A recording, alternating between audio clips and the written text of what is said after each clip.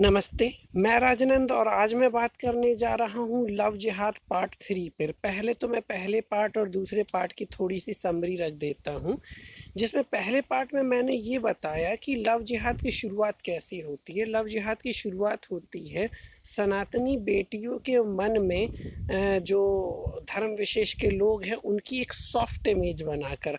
उसके लिए वो फिल्मों और चलचित्रों का सहारा लेते हैं, बड़े बड़े मुस्लिम एक्टरों को आइडल बनाया जाता है ताकि उनकी एक सॉफ्ट इमेज उनके अंतर मन में फीड की जा सके।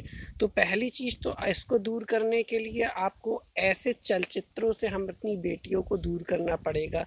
फिल्मों से दूर करने के लिए या मनोरंजन से दूर करने के लिए मैं बिल्कुल भी नहीं कहूँगा, बल्कि जिस मनोरंजन के जरिए प्रोपेगेंडा पेश किया जा रहा है उससे आपको दूर करना पड़ेगा अपनी बेटियों को।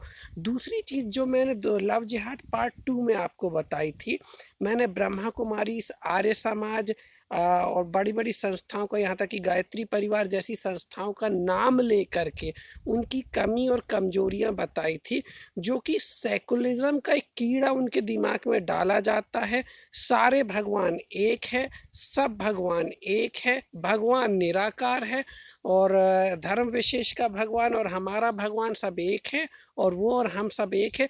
ये एकता की जो घुट्टी पीस के इन संस्थाओं के द्वारा आपकी बेटियों के मन में डाली जाती है, उससे एक सॉफ्ट इमेज और तैयार होती है।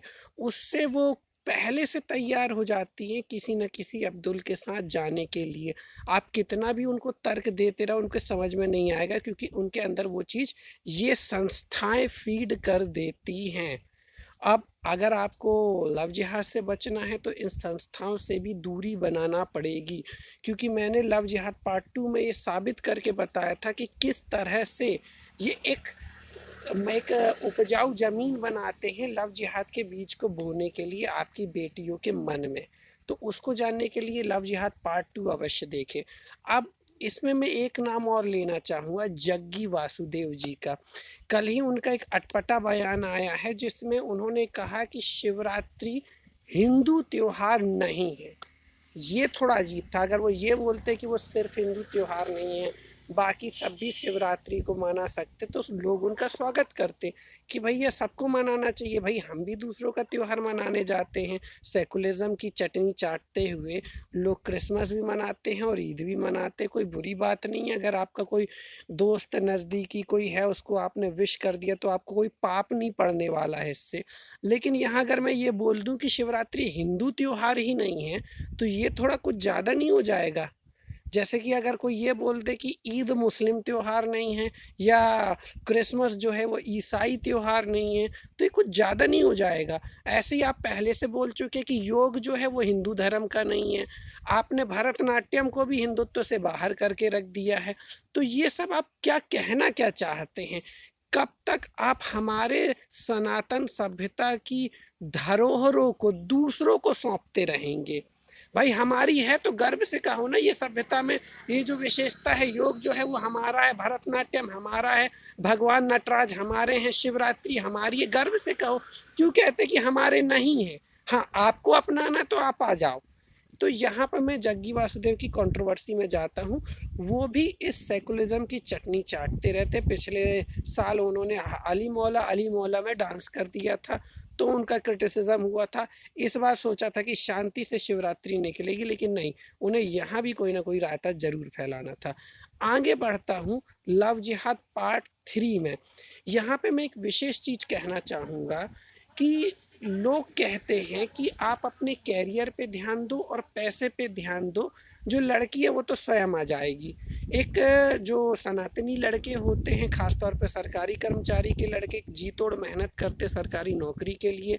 कुछ लोग प्राइवेट कंपनी में बड़े जॉब के लिए मेहनत करते, कुछ लोग काम धंधे को जमाने में मेहनत करते, क्योंकि अगर पैसा और कैरियर स्टेबल हो जाएगा तो एक अच्छी लड़की आपको स्वतः मिलेगी ही। ये आम अवधारणा सनातनियों के मन में है, जो कि कहीं ना कहीं सही भी आप इसको कह सकते हो। लेकिन यहाँ पे जो इमेज आपकी लड़कियों के मन में बना दी गई है इन संस्थाओं और फिल्मों के द्वारा, उससे होता क्या है, आपकी लड़की भी जाती है और आपका पैसा भी जाता, दोनों जाते हैं। जैसे कि मैं कुछ उदाहरण देना चाहूँगा, ये मेरे प्रैक्टिकल लाइफ के मेरे देखे हुए उदाहरण हैं।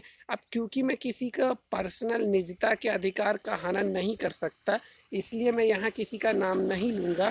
लेकिन अगर किसी को बहुत ज़्यादा दिक्कत है कि मैं झूठ बोल रहा हूँ, तो मुझसे पर्सनल संपर्क करके डिटेल जान सकता है। तो पहला उदाहरण दूंगा, एक पुलिस वाले की लड़की है जो अपने बॉयफ्रेंड की माँ को 4 लाख, छोटी कीमत नहीं है, 4 लाख रुपए दे के वो हज करा रही है। दो ऐसी ऐसी 2 से 3 लड़कियों को मैं जानता हूँ, कोई 30 लाख, कोई 35 लाख ले करके घर से भाग गई, और किसके साथ? एक धर्म विशेष के लड़के के साथ। तो उनकी लड़की भी गई, उनका पैसा भी गया। जो पैसा उन्होंने सही गलत साम दाम दंड भेद कुछ भी करके कमाया था, लड़की तो गई की गई, पैसा भी गया। तो यहाँ पर जो लव जिहाद को आप बोलते हैं कि हमारी लड़की चली गई तो चली गई, हम तो उसका पिंडदान कर देंगे, अब हमको उससे मतलब कुछ भी नहीं है, तो आपका पैसा भी जाएगा, आपकी लड़की भी जाएगी। यानी ये जो समस्या इतनी छोटी नहीं है जितनी आप इसको समझ रहे हैं। तो आप पैसे पर तो ध्यान दे रहे हैं, जो बहुत अच्छी बात है, देना भी चाहिए। लेकिन इस वीडियो का सार है कि पैसे के साथ साथ अपनी बच्चियों पर भी ध्यान दीजिए कि वो कहाँ जा रही है, किस संस्था में जा रही, कौन सी पिक्चर देख रही है, उसके इंस्टा में कौन फॉलोवर है, उनके फेसबुक में कौन फॉलोवर है, वो किससे बात कर रही हैं, किससे नहीं कर रही हैं। वरना आप लड़की पैसे दोनों से हाथ धो बैठेंगे। तो ये था इस वीडियो का सार। मैं चाहूँगा इस बात पर हम और ज़्यादा डिबेट करें, उसके लिए कमेंट बॉक्स में आपका स्वागत है। जय माता दी, हर हर महादेव, धन्यवाद।